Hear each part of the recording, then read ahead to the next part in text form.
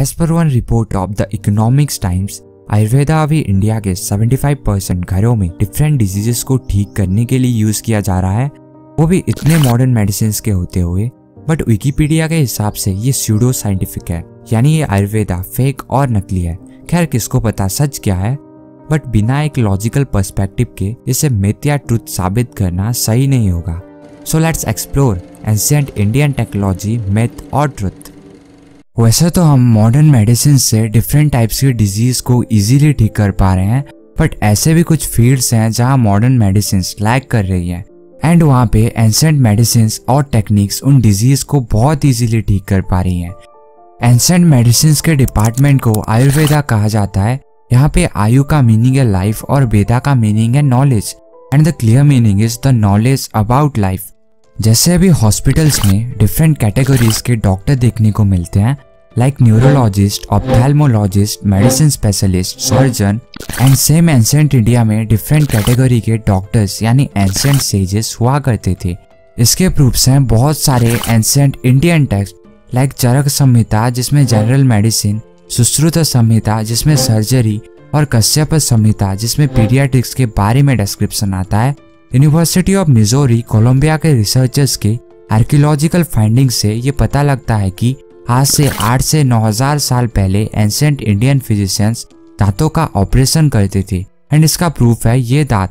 हाँ, ये दांत जो कि पाकिस्तान के मेरगढ़ में पाया गया था, देखो इसमें कई सारे होल्स किए गए हैं। Yes, it is incredible. बस दांत का ही ऑपरेशन नहीं, एंशिएंट टाइम में पूरे ह्यूमन बॉडी का सर्जरी किया जाता था। बस उस समय सर्जरी को शल्य विद्या के नाम से जाना जाता था। इस टेक्निक को महर्षि सुश्रुता बहुत आगे तक लेके गए थे। जिनको नहीं पता बता दूं, सुश्रुता दुनिया के पहले ह्यूमन सर्जन थे जिन्होंने आज से 2000 साल पहले नाक की यानी नोज की सर्जरी की थी। इस टेक्निक को मॉडर्न भाषा में रीनोप्लास्टी कहते हैं, जो कि एक टाइप की प्लास्टिक सर्जरी है।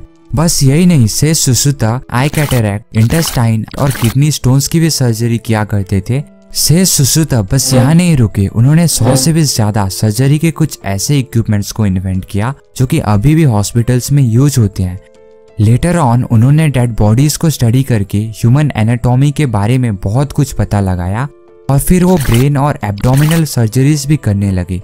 फिर 18वीं सेंचुरी में जब भारत में आई ईस्ट इंडिया कंपनी के सर्जन्स को एंशिएंट इंडियन रीनोप्लास्टी के बारे में पता लगा तो वो शॉक्ड हो गए थे।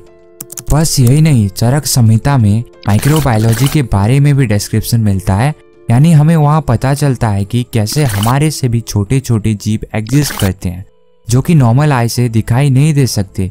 इस तरीके का डिस्क्रिप्शन 1000 साल पहले के टेक्स्ट में होना, जब कोई माइक्रोस्कोप भी नहीं था, ये हमें चौंका देता है। चरक संहिता में एपिडेमियोलॉजिकल डिजीजेस के बारे में बताया गया है। एपिडेमियोलॉजी उस टाइप के डिजीजेस को स्टडी करता है जो कि एयर में या क्लोज कांटेक्ट में आने से फैलते हैं। Literally it is study of infections and yes, इसके लिए सुश्रुत संहिता में एक फुल चैप्टर डेडिकेटेड है एंड इनसे बचने के उपायों के बारे में भी उस चैप्टर में बताया गया है। किंग अशोका के समय इन्हीं डिस्क्रिप्शंस को फॉलो करके एक public health care system create किया गया था। इसके बाद 6th और 7th सेंचुरी के बीच में एक एंशिएंट इंडियन फिजिशियन भागवता ने आयुर्वेदा के 8 मेडिकल ब्रांचेस को मिला के अष्टांग संग्रह नाम का एक बुक लिखा। इस बुक के बड़े साइज के कारण इसे फिर छोटा कर दिया गया था। Then it called Ashtanga हृदया and yes, इसमें हर टाइप के डिजीज का ट्रीटमेंट आता है। फिर जब 325 BC में अलेक्जेंडर द ग्रेट इंडिया में आए तो उन्होंने नोटिस किया अगर किसी को सांप काटता है तो आयुर्वेदा से उसे इजीली ठीक किया जा पा रहा है, जिससे वो बहुत इम्प्रेस हो गए। वो कुछ आयुर्वेदिक फिजिशियंस को ग्रीक लेके गए एंड यही प्रूफ है कि हमारे आयुर्वेदिक मेडिसिन और एंशिएंट ग्रीक मेडिसिन काफी सिमिलर है।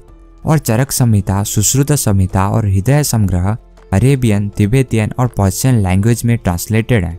आयुर्वेदा कहता है अर्थ की हर चीज के पास मेडिसिनल प्रॉपर्टीज हैं। अमेरिका में ऐसे कई स्कूल हैं जहां आयुर्वेदा पढ़ाया जा रहा है and this is amazing thing about our ancient India. तो फ्रेंड्स, चलिए एपिसोड 2 को यहीं पे ही खत्म करते हैं। अगर आपने पहला एपिसोड नहीं देखा है तो आप यहाँ पे क्लिक करके देख सकते हैं। सो दैट्स इट, मिलते हैं अगले वीडियो में।